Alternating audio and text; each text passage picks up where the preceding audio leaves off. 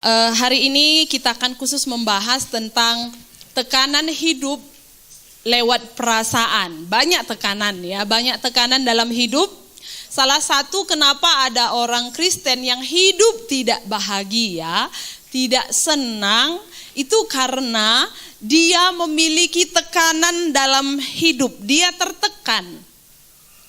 Tertekan dalam pengertian yang sederhana, tertekan artinya tertekan itu bisa tindih, tertindih. Berarti ada sesuatu yang menindih, ada sesuatu yang menekan. Apapun yang tertekan biasanya akan sulit bergerak, yang tertekan itu akan sulit berkembang.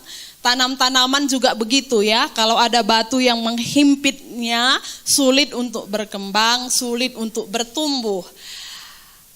Apapun termasuk hati kita kalau tertekan, dia akan sulit untuk berkembang, sulit untuk bertumbuh, sulit untuk berbunga, apalagi berbuah. Nah, jadi jangan biarkan perasaan kita tertekan. Yesus mati di kayu salib itu tidak hanya untuk menebus kita dan kemudian janjinya kita akan mati, masuk surga, terima keselamatan, tidak. Yesus mati di kayu salib, dia juga memberikan jaminan kepada kita. Dia bilang semua sudah selesai. Artinya tekanan-tekanan dalam perasaan ini pun Tuhan bilang aku sudah selesaikan. Sehingga sekarang kuncinya ada pada kita masing-masing. Masih mau tertekan atau tidak. Orang Kristen tidak bahagia itu banyak. Tapi di tempat ini saya kurang tahu ya, ada nggak di sini yang tidak berbahagia? Coba kita cek hari ini sama-sama ya, sama-sama kita belajar. Aku bahagia nggak dengan hidupku? Aku bersuka cita nggak setelah ikut Tuhan? Ada nggak sukacitaku? Beberapa waktu lalu, waktu saya selesai wisuda S1, lalu saya lihat fotonya, kan ada fotonya. Lalu kami ke rumah Karo, saya ingat berapa puluh tahun lalu ya, saya wisuda juga. Waktu dibandingkan fotonya lebih tua wisuda waktu D3 daripada sekarang. Saya senyum-senyum, suami saya bilang, ih Tuan kakak berenda sagundari katanya. Saya pikir kenapa bisa gitu, mungkin waktu itu saya tertekan. Nah saya gak usah cerita karena panjang kali nanti tertekannya waktu itu dulu. Nah, lalu sekarang gak tertekan, jadi berbeda dia gitu ya. Jadi membuat kita gak bisa bahagia. Kebahagiaan kita kemana? Waktu Adam dan Hawa jatuh ke dalam dosa, sebelum mereka jatuh dosa, mereka itu bahagia sekali. Mereka itu makan gak sulit, gak punya pikiran khawatir. Mereka setiap hari melakukan semuanya dengan bahagia.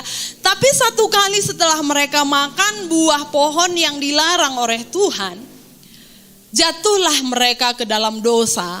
Dan mulailah mereka takut. Sejak itu kebahagiaan mereka hilang.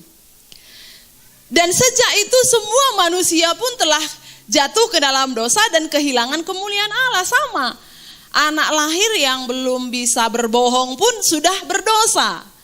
Anak lahir yang belum bisa mencuri pun sudah berdosa, karena satu orang yang sudah jatuh ke dalam dosa. Tapi puji Tuhan, akhirnya Yesus mati di kayu salib. Yesus menebus kita dengan darahnya yang mahal dan membebaskan kita semua, tapi tanda kutip semua, dalam tanda kutip hanya orang yang percaya. Semua orang yang percaya kepadanya diselamatkan oleh Tuhan, termasuk dibebaskan Tuhan dari tekanan perasaan. Jadi Tuhan itu sebenarnya udah bebaskan kita, udah lepaskan kita, udah berikan kita kebebasan.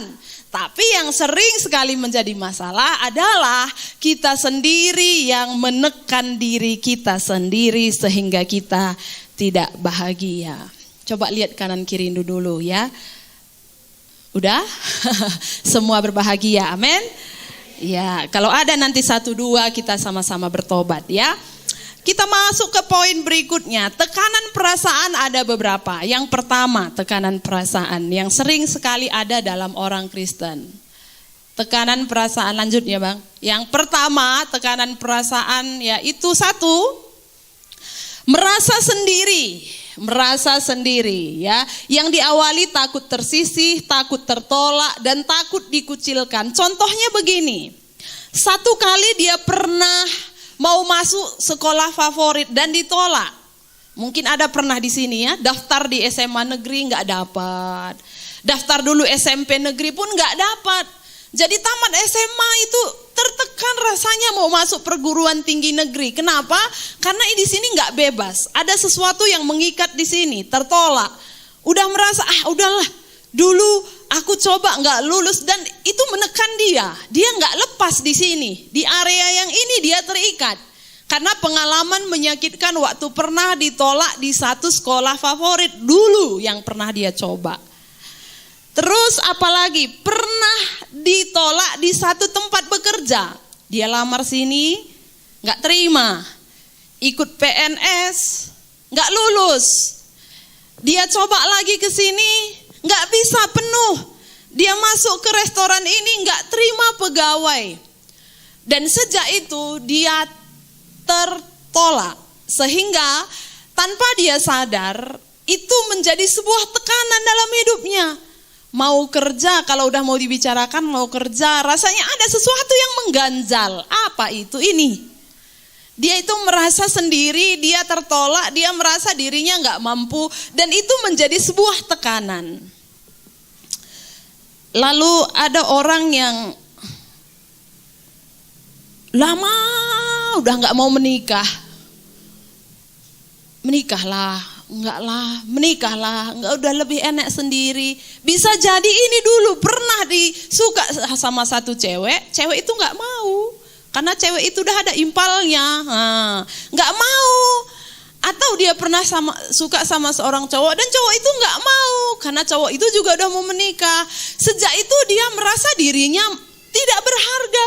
Walau dia sudah menikah sekarang, bisa jadi itu menjadi sebuah penolakan dalam dirinya. Karena pernah ditolak dulu dan gak pernah dilepaskan. Merasa menjadi itu sebuah tekanan. Lalu apalagi? Pernah satu kali dia punya masalah keuangan. Dia perlu sekali mau meminjam. Dia pinjam pada seseorang dan gak dikasih. Pergi dia ke bank, agunannya gak cocok. Gak diterima juga. Akhirnya menjadi sebuah tekanan. Jangankah merasa sepele waktu minjam. Kalau kamu baik-baik saja itu yang benar. Tapi kalau setelah minjam saudara merasa ada sesuatu yang berbeda, suasana hati itu berubah, artinya ada tekanan perasaan yang perlu diperbaiki. Itu akan membuat kita tidak bahagia dan itu tidak normal. Itu harus diselesaikan. Karena kemungkinan untuk ditolak, kemungkinan untuk tidak dikasih pinjaman, kemungkinan untuk tidak diberikan orang apa yang kita mau, akan ada mungkin terus sampai akhir hayat. Walau udah ikut Tuhan, masih bisa saja ditolak. Sudah ikut Tuhan lamar cewek, masih bisa ditolak. Anak-anak muda jangan sangka kalau udah ikut Tuhan bisa begitu. Yang menjadi masalahnya adalah kalau kita merasa sesuatu itu ada berubah di hati kita menjadi tidak sejahtera, kita menjadi tidak bisa makan, menjadi tidak bisa melangkah ke level selanjutnya, berarti ada sesuatu yang perlu diperubahi. Ini merasa sendiri. Yang kedua, tekanan perasaan yang sering terjadi adalah pada orang yang mengharapkan hal-hal yang tidak bisa diubah. Kalau dulu ku kasih obat mamaku itu cepat aku dari ladang sampai di rumah, ku kasih dia minum, pasti dia enggak masuk rumah sakit. Pasti dia enggak begini. Cobalah kalau dulu langsung ku kasih obat itu, ku jual dulu sepeda motorku itu, ku belikan. Enggak gitulah mamaku, enggak pergilah dia selamanya. Itu enggak bisa diubah Bapak Ibu. Banyak orang di sini masalahnya mengharapkan hal-hal yang tidak bisa berubah, enggak bisa diubah dan terus berputar di situ. Kehilangan orang yang dia kasihi, atau dia juga berjuang mendapatkan sesuatu. Kalaulah dulu aku datang lebih cepat ke perusahaan itu, aku ikut tes dengan baik, aku duduk dengan baik, tidak kejar-kejaran waktunya, tentu aku bisa dapat. Kenapalah aku dulu begitu? Nah, di sini mengharapkan hal-hal yang tidak bisa diubah itu menekan perasaan. Banyak hal-hal yang tidak bisa kita ubah dalam hidup ini. Kalau nggak bisa diubah, sudah ibu bapak kerjakan dengan sekuat tenaga, segenap hati. Janganlah itu menekan perasaan kita, karena kita bukan yang maha kuasa. Yang maha kuasa yang menentukan semua. Kita sudah berusaha, kita sudah melakukan yang terbaik. Biarkan Tuhan yang mengerjakan yang terbaik. Itu yang kedua. Yang ketiga, tekanan perasaan adalah kepahitan. Sampai sekarang saya terus masih mendengar ada anak Tuhan yang kepahitan. Dan orang yang kepahitan tidak akan bisa manis. Namanya juga pahit, ya kan? Namanya juga kepahitan. Makanya ubahlah nama Anda jadi kemanisan supaya buahnya manis. Orang yang kepahitan itu pasti akan menekan hidupnya. Menekan hidupnya kalau dia kepahitan. Saya nggak akan jelaskan karena ini udah sering dan kamu mengerti, tinggal bertobat. Puji Tuhan. Ini tinggal bertobat. Saya nggak jelaskan jauh-jauh, kepahitan kita sudah mengerti. Yang perlu dilakukan sekarang adalah bertobat. Yang keempat, dosa. Dosa, saya nggak mengajar begini. Kita sudah percaya Yesus, setelah percaya Yesus, kita pasti selamat. Sekali selamat, selamanya selamat. Tidak, saya tetap percaya begini. Orang yang percaya Tuhan, yang sudah diselamatkan Tuhan, dia tidak akan nyaman berbuat dosa. Karena begini, waktu kita diselamatkan Tuhan, sebenarnya Tuhan itu bukanlah mencabut kemampuan untuk berdosa, tapi yang Tuhan cabut adalah kemampuan menikmati dosa. Sekali lagi, waktu kita diselamatkan Tuhan, percaya Tuhan sebagai juru selamat, yang dicabut Tuhan dari hidup itu bukanlah kemampuan berdosa. Saya masih bisa berdosa. Ayo cikurak tan kamu bilang masih pintar aku. Berantem kamu bilang masih bisa aku. Pukul orang masih bisa aku. Tapi yang dicabut Tuhan adalah kemampuan menikmati dosa. Ada kita di sini yang masih menikmati dosa. Udah kita pukul orang, puk, sampai di rumah tidur kita happy, happy, ya. Saya senang, dia babak belur. Enggak, kalau enggak bisa, artinya Roh Kudus ada di hati kita. Atau misalnya tadi kita membicarakan orang lain. Panjang lebar, dan sampai di rumah kita merasa tidak tenang. Itulah harusnya orang percaya. Atau tadi kita berkata-kata lalu orang tersakiti. Kita nggak mungkin nyanyi, saya senang dia tersakiti. Siang jadi kenangan itu yang kuimpikan. Enggak. Kalau orang Kristen pasti pulangnya, kenapalah tadi aku ngomong gitu ya. Cepat kali lah aku tadi bicara ya. Salahlah penilaianku tadi ya. Kemampuan menikmati dosa itu udah dicabut Tuhan. Kalau begitu Roh Kudus ada dalam hidup kita. Tapi kalau udah berdosa aman-aman saja, tidur masih nyanyi happy itu yang perlu saudara tanya. Kenapa saudara gak merasa bersalah? Kenapa saudara bisa merasa nyaman-nyaman saja? Sudah tipu orang gak tenang. Itu wajar, artinya Roh Kudus ada dalam hidup kita. Tapi ada orang tekanan perasaannya berlebihan. Sampai gak bisa terima dirinya apa adanya. Tekanan perasaannya terlalu berlebihan. Sehingga dosa sedikit saja dia tidak bisa terima hidupnya. Nah ini yang saya mau sampaikan. Ingatlah kita semua sudah ditebus oleh Tuhan. Kita sudah diselamatkan oleh Tuhan. Kalau kita ditegur oleh Roh Kudus, kita ditemplak oleh Roh Kudus, segeralah minta ampun kepada Tuhan. Dan Allah kita adalah Allah yang maha pengampun. Dia mengampuni dosa-dosa kita. Dia menyucikan kita. Dia ayatkan kita. Kita mau buka ayat firman Tuhan di Filipi pasal 3 ayat 12 sampai 14. Bukan seolah-olah aku telah memperoleh hal ini atau telah sempurna. Paulus bilang begitu ya. Bukan seolah-olah aku telah memperoleh hal ini atau aku telah sempurna. Melainkan aku mengejarnya. Kalau aku dapat juga menangkapnya, karena aku pun telah ditangkap oleh Kristus Yesus. Ayat 13, saudara-saudara, aku sendiri tidak menganggap bahwa aku telah menangkapnya. Tetapi ini yang kulakukan, aku melupakan apa yang telah di belakangku dan mengarahkan diri kepada apa yang di hadapanku. Dan berlari-lari kepada tujuan untuk memperoleh hadiah, yaitu panggilan sorgawi dari Allah dalam Kristus Yesus. Saya rumuskan hanya jadi 2 poin saja. Bagaimana kita mengatasi tekanan perasaan. Ya, mungkin dari hal yang saya sampaikan tadi ada 1-2 yang masih menekan Bapak Ibu. Atau ada tekanan yang lain sehingga kita tidak bisa dengan bebas menjalani hari kita. Yang pertama, bagaimana kita bisa menang untuk menghadapi tekanan hidup, menang terhadap tekanan perasaan. Yang pertama, jangan hidup dalam dunia seolah-olah. Paulus bilang gini, bukan seolah-olah aku telah memperolehnya, seolah-olah ini susah. Jangan hidup dalam dunia seolah-olah. Seharusnya aku dulu begini, janganlah ya. Seharusnya dulu inilah yang kubuat, ini seolah-olah. Seharusnya aku tidak begini dulu. Seharusnya Bapak Sianu ini enggak suamiku dulu, tetanggakunya dulu pacarku. Kenapalah dia suamiku? Jangan lagi hidup di dunia seolah-olah ya. Itu sulit.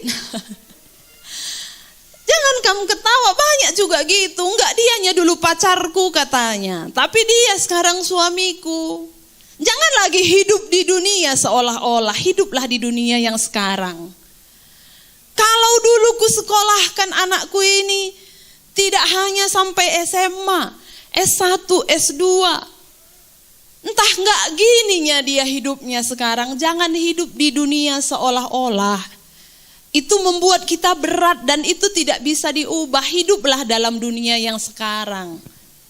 Itu yang saya bilang tadi, kalau saya obati dulu mama saya, enggak pergi dia ke alam yang selamanya. Jangan hidup di dunia seolah-olah. Seharusnya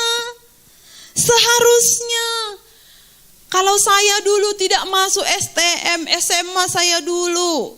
Atau kalau saya nggak SMA, STM saya dulu. Kalau sudah kita jalani, jangan lagi hidup dalam dunia seolah-olah nanti iblis pakai itu jadi alatnya untuk mengintimidasi kita. Bersyukur dengan hidup yang ada sekarang. Terima hidup yang ada sekarang. Terima apa yang Tuhan sudah anugerahkan bagi kita sekarang. Dan itu juga mengajar kita supaya jangan juga sulit membuat keputusan. Jangan takut membuat keputusan. Banyak orang juga karena terintimidasi karena masa lalu takut membuat keputusan. Kalau ada sesuatu keputusan yang sulit, mungkin kita perlu diskusi dengan keluarga. Bagaimana menurut mama bapak kalau kita anak-anak? Apa pandangan orang tua kita dengar, lalu tanya hati dan kita berdoa dan putuskan. Serahkan pada Tuhan, selesai. Atau mungkin anak-anak muda ada yang mau menikah, tanya keluarga, tanya hatimu. Keluarga juga bisa bilang ini, tapi kalau hati kita belum cocok, dan berdoa dan tentukan jodohnya. Pekerjaan juga gitu. Boleh diskusi dengan keluarga, gimana menurut mama bapak pekerjaan kami ini? Atau jemaat di sini mau usaha baru, boleh tanya bapak ibu gembala, gimana menurut om tante usaha kami ini? Cocok enggak? Kalau enggak cocok nanti bapak ibu gembala bilang jangan. Itu kan bisa membuka peluang dosa buat orang lain sehingga enggak kamu kerjakan. Boleh sharing usaha. Lalu kemudian doakan, putuskan, serahkan sama Tuhan, dijalani.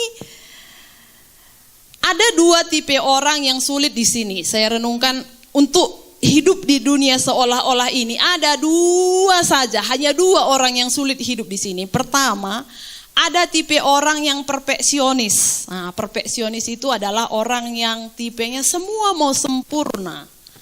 Tidak ada yang boleh nilainya minus, semua harus bagus. Itu tipe orang yang sempurna. Biasanya orang yang sempurna, tipe perfeksionis ini temannya sedikit, karena sulit untuk berteman dengan dia. Saya pikir-pikir mungkin Marta di kitab Injil juga ada mirip-miripnya sedikit dengan orang yang perfeksionis. Akhirnya dia kerja sendiri. Marta itu sibuk. Orang perfect itu pasti sibuk.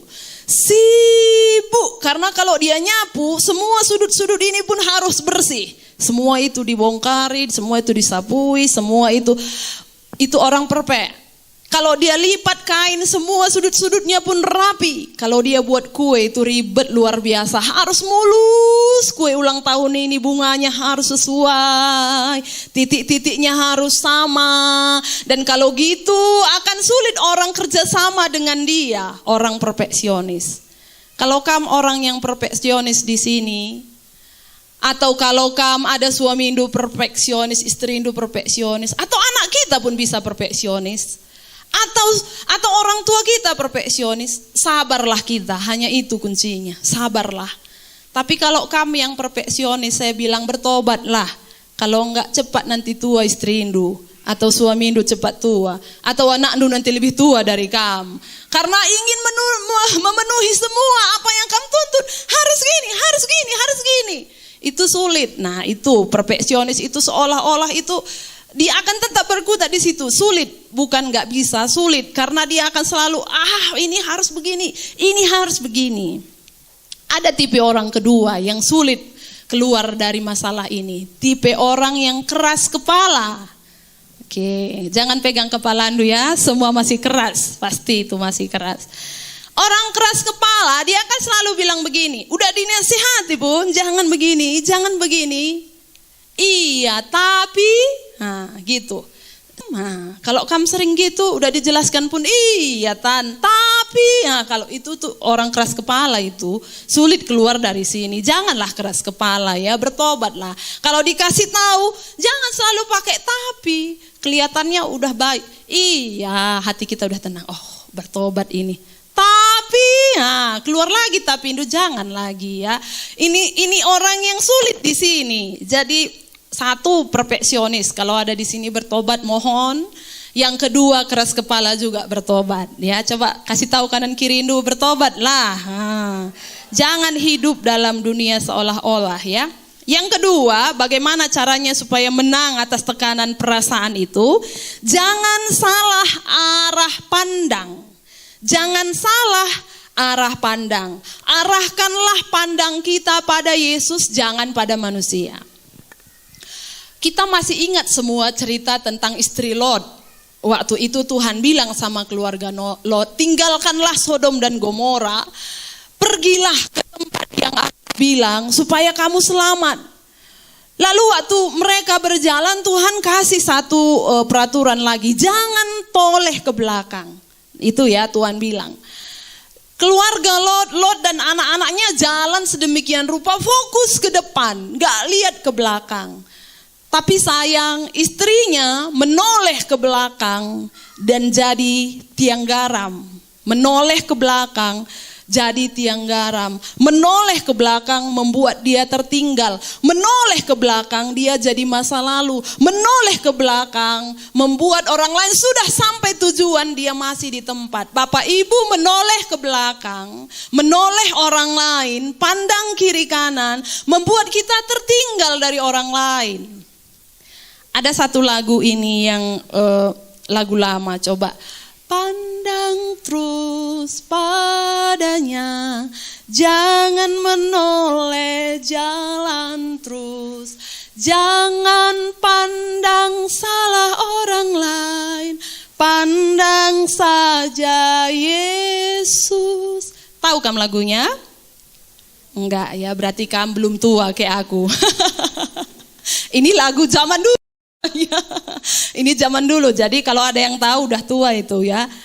Jangan pandang salah tetangga, jangan pandang salah orang tua gitu ya. Jangan pandang salah suami. Karena seringkali yang kita rasa salah itu suami atau istri. Pandang saja Yesus. Orang yang memandang Yesus, pandangannya pada Yesus, dia pasti akan bebas dari tekanan perasaan. Pandang Yesus. Lalu jangan jadi korban perasaan dirimu sendiri atau korban perasaan orang lain. Kadang-kadang ada orang lain yang moodnya, perasaannya gak baik, sehingga dia bahasanya mutung-mutungan, bahasa Jawa kayaknya itu. Dia hidupnya, mukanya gak biasa, lalu berpengaruh pada yang lain gitu. Saya yang tadi kondisi hati baik, lalu kemudian misalnya suami saya dia mutung-mutungan, ada orang jadi korban perasaan suami ini. Kenapa ya? Apa salahku ya? Kurang cepat tadi rasanya aku pulang ya. Nah, ibu bapak, banyak orang di sini juga bermasalah padahal nggak ada hubungannya. Kalau udah cek nggak ada masalah, berbahagialah. Jangan mau jadi korban perasaan orang lain. Jangan jadi korban perasaan orang lain atau korban perasaan diri sendiri. Waktu orang lain berkata nggak baik, kamu jadi korban perasaan kok gitu ya. Kalau sekarang saya punya masalah terhadap masalah saya yang semacam ini. Kalau dulu saya pun begitu, saya pikir kok begitu ya pimpinan itu, kok begitu ya teman saya, kok begini ya rekan saya ini. Dulu saya gitu, tapi sekarang saya sampai pada satu kesimpulan begini. Kenapa aku begitu? Dia nggak levelku. Anak saya nggak sombong. Bukan maksud saya sombong di situ, enggak. Saya menganggap dia masih anak-anak di situ. Oh, dia masih anak-anak, aku udah dewasa. Masa aku sakit hati sama anak-anak? Dia nggak levelku gitu. Jadi udah bisa ku selesaikan dengan diriku. Udahlah, dia masih anak-anak, aku udah dewasa. Nggak sama lagi level kami. Kalau kamu kerja di ladang, ada orang sembarangan berbicara. Kalau selama ini kamu masih tertekan perasaan cobalah ambil ini. Dia masih anak-anak. Aku kan udah dewasa. Kenapa aku tersinggung dengan anak-anak? Kenapa aku tersinggung? Levelku udah beda. Aku nggak sama lagi dengan dia. Itu yang kulakukan. Kalau kamu coba, boleh cobalah ya. Dan aku nggak tertekan lagi. Udahlah. Dia masih anak-anak kerohaniannya, aku udah dewasa, kenapa aku harus tertekan? Jadi jangan jadi korban perasaan dirimu sendiri atau korban perasaan orang lain. Selanjutnya, jangan hitung yang hilang, tapi hitunglah yang datang. Betapa sering kita menghitung yang hilang, yang datang gak kita hitung. Nah, yang perlu kita lakukan sekarang, mulai sekarang, kalau yang lalu biarlah berlalu. Jangan lagi hitung yang hilang, hitunglah yang datang. Yang datanglah kamu hitung. Kaki itu masih kuat, tangan itu masih kuat, suara itu masih kuat. Memuji Tuhan tanpa bantuan, kalau kamu hitung itu, dibanding dengan uang 1 miliar, gak ada bandingannya. Ada uang 1 miliar sekarang di rumah, tapi kaki itu gak bisa jalan. Ada gunanya? Gak ada. Jauh lebih berharga tangan kuat, kaki kuat, suara kuat. Sekarang ada rumah itu, ada kolam renangnya di belakang. Ada kebun binatangnya di samping, mantap ya. Di depan kebun anggur, kan bayangkanlah itu. Apalagi kita buat ya. Tapi pakai oksigen kamu, ada gunanya kolam renang tadi? Nggak ada gunanya kebun binatang tadi di samping rumah kita pun. Jadi lebih berharga itulah hitunglah berkat Tuhan itu. Kita masih bisa memuji Tuhan di sini, suara sekeras apapun bisa. Tangan terang nggak ada yang larang. Jam berapa beribadah masih bisa. Ada orang sulit beribadah. Kalau kita hitung itu dan hitung dengan apa yang hilang, pasti akan berbahagia. Oh iya. Nggak sebanding dengan apa yang Tuhan sudah beri. Hitunglah apa yang datang, jangan yang hilang. Yang terakhir, jangan hitung yang menyakiti, tapi hitunglah yang menyembuhkan. Coba kami hitung berapa orang yang menyakiti kamu. Kurasa nggak habis Jarindo ini. Nggak ada 10 yang menyakiti kamu. Nggak ada 10 orang yang menyakiti kamu, paling 1. Dan itu yang terus kami ingat sampai sekarang. Yang menyembuhkan kamu ada berapa? Ini semua yang di sini berusaha menyembuhkan kita. Makanya lagu kita datang beribadah pada Tuhan, saling menyembuhkan, saling mengasihi. Itu yang dihitung. Yang menyakiti cuma 3, cuma 2, cuma 1. Saya pikir 5 pun tak ada. Kusuruh kupaksa pun sekarang 5 ini nggak ada. Nggak ada 5 orang nyakiti kamu. Paling 1, itu pun suami Hindu. Suamiku itu, istri Hindu, kan gitu. Itu ajanya. Nggak mungkin orang Brazil yang sakiti kamu. Itu juga kan. Itulah yang dihitung. Berapa orang yang menyembuhkan, teman sepelayanan, pemimpin komsel, teman komsel. Itu yang kami hitung sehingga kita bersuka cita, kita berbahagia. Jadi 2 hal ini yang saya rindukan boleh kita kerjakan dalam hidup kita. Kalau ada tadi ke tempat ini kita masih tertekan perasaan, sulit berbahagia, nggak plong hidupnya. Yang pertama, mari jangan hidup dalam dunia seolah-olah. Apa yang terjadi sudah biarkanlah.